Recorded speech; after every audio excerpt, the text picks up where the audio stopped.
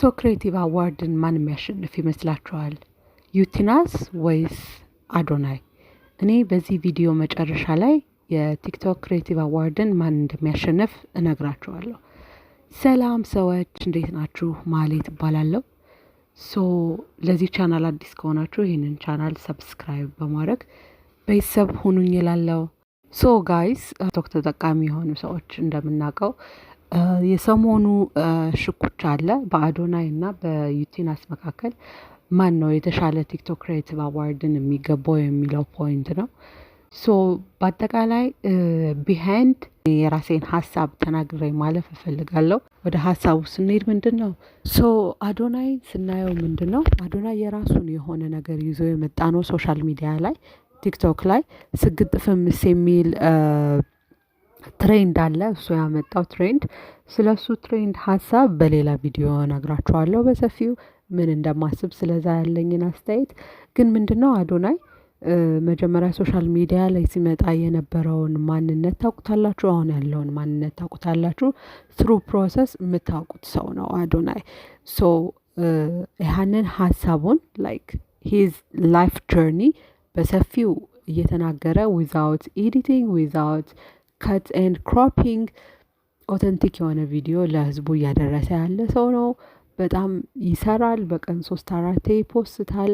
በጣም ብዙ ቪዲዮዎች ነው እየሰራ ያለው። በጣም ተደራሽነቱን አስፍቷል።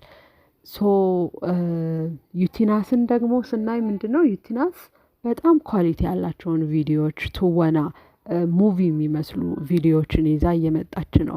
በፕሮዳክሽን በኤዲቲንግ በጣም እየተሻሻለ ላይክ የቲክቶክ ቪዲዮ የማይመስሉ ሙቪ በሚመስል ደረጃ ይዛ እየመጣች ያለች ልጅ ናት። ዩቲናስ ኦጂ ነች። የመጀመሪያ ቲክቶከር ነች። ገና ከመጀመሪያው ጀምሮ እናውቃታለን ሊፕሲንክ እየሰራች። አዶናይም ያን ያክል የበፊት ባይባልም የቲክቶክ ጆርኒውን እናውቀዋለን። ምንድነው ሁለቶችም የየራሳቸው የሆነ ዩኒክ የሆነ ኳሊቲ ነው ያላቸው። ላይክ አንድ አይነት የሆነ ኮንተንት ይዘው መጥተው ቢሆን ኖሮ ኦኬ ለማወዳደር ይመች ነበረ።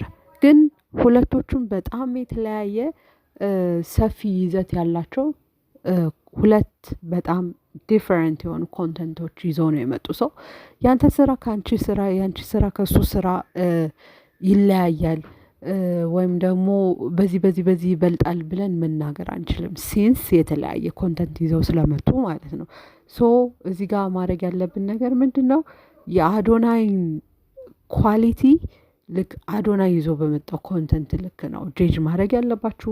የዩቲናስንም ኮንተንት ልክ እንደዛው ማለት ነው። እዚህ ጋር የምታወዳድሩት ነገርና የምትፈልጉት ነገር ምንድን ነው?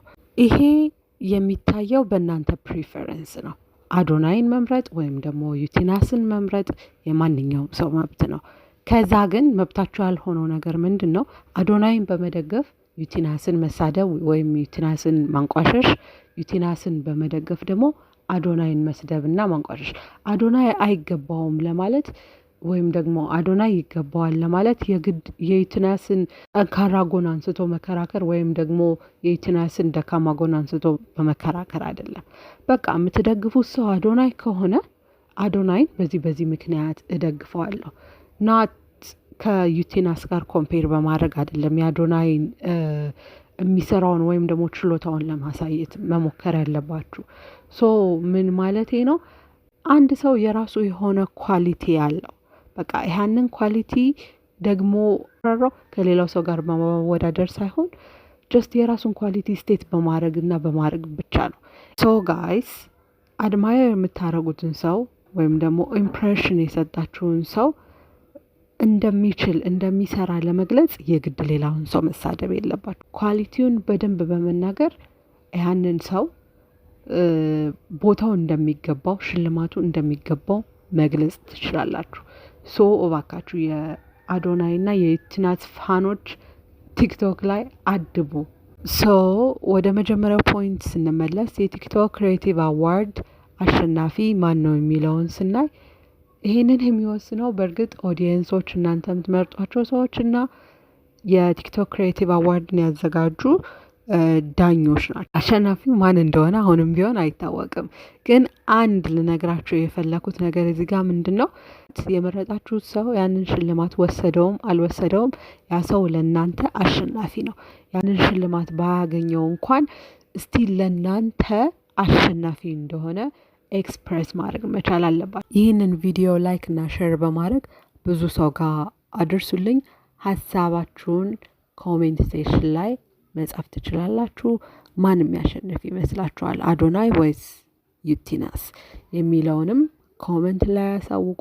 ለዚህ ቻናል አዲስ ከሆናችሁ ይሄንን ቻናል ሰብስክራይብ በማድረግ ቤተሰብ ሁኑ። ባይ። ስላዳመጣችሁኝ አመሰግናለሁ።